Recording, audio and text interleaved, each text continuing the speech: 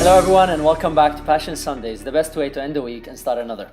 Our guest today is an expert that helps leaders get results without losing their soul. David Dye, thank you very much for being with us today. My pleasure. Really interesting topic on leadership because leadership is really tough and walking the talk is really tough. Losing your soul happens a lot when you're doing that, but then you're stuck because you've committed to that role. So you get stuck between I'm committed, but I'm losing my soul. So what do I do?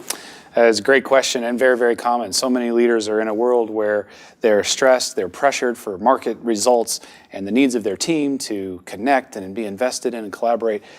And yet leaders are not given the tools to deal with those situations. Most leaders are just put in the roles with no training.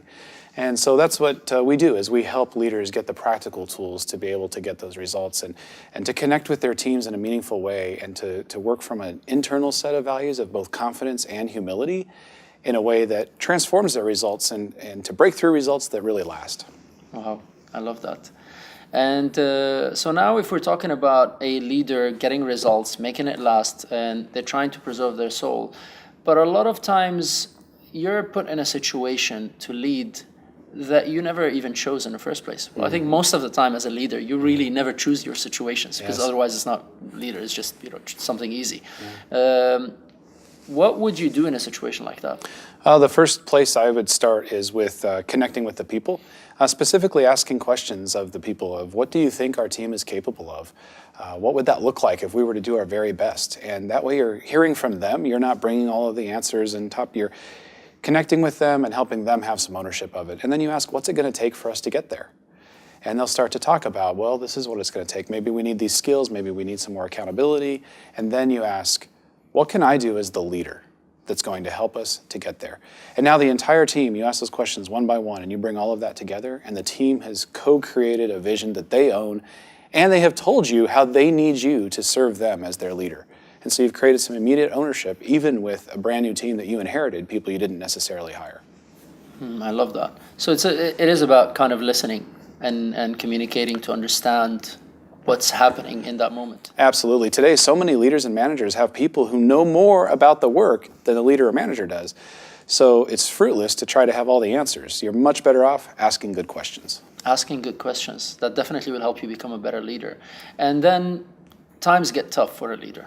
And I was interviewing Dr. Marshall Goldsmith, and he says it's in the tough times that true leaders show. Absolutely. It's very easy to say, I'm a leader, but when you scrub, you know if they're gold-plated or if they're solid gold. Absolutely.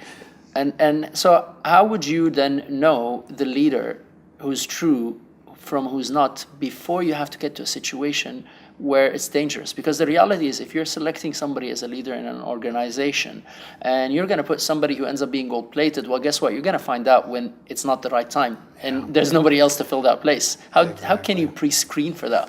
Well, that's a fantastic question, and I wish more executives would ask that very same question, because as a mid-level manager or as an executive, one of the most important decisions you ever make is who you put into leadership roles. Who do you trust with that responsibility?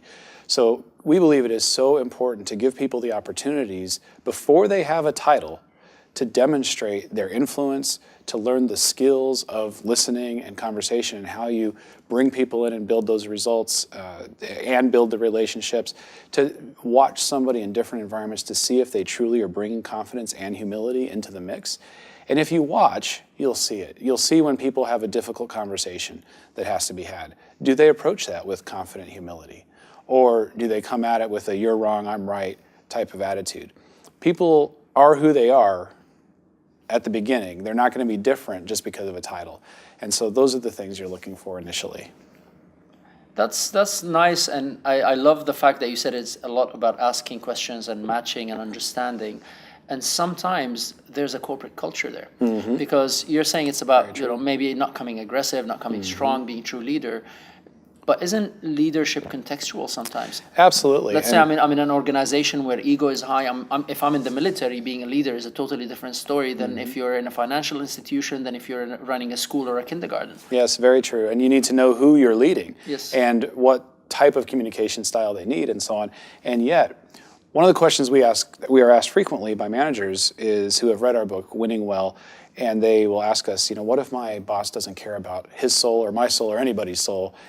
what do I do then? And we invite leaders to build a cultural oasis.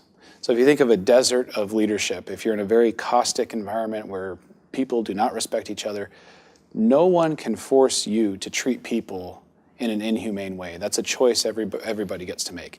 And so I have so much passion around helping people to be able to make that choice and build that cultural oasis where they are, and build a team that does receive respect from their leader and does respect and communicate and trust one another. And one of the things that happens is that you start to get results. And those results will buy you freedom from some of that negative pressure that you get, so you have more freedom to lead in a healthier way. I love that.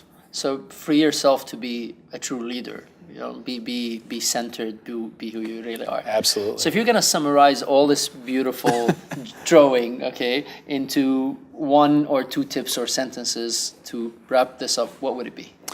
What would it be? So to get lasting bottom line results without losing your soul, one of the most important things you can do as a leader is to be clear about the results. Create mutually shared, clear commitments to one another. Okay. Celebrate success, hold one another accountable, and have those conversations as you need to have them. And you're going to figure out the rest. We say focus on results and relationships in everything that you do, and you'll find your path. I love that. Thank you very much for being with us today, David. Thank you so much. Really appreciate it. Appreciate you. Passion. What do you think? I hope you found this as useful and as exciting as I did. If so, please leave your comments on the blog below and do share it with somebody who will find it useful. And if you'd like more tools, tips, techniques, and exclusive interviews that I only share on my website, then go to mustafa.com. And until next episode, live passionately.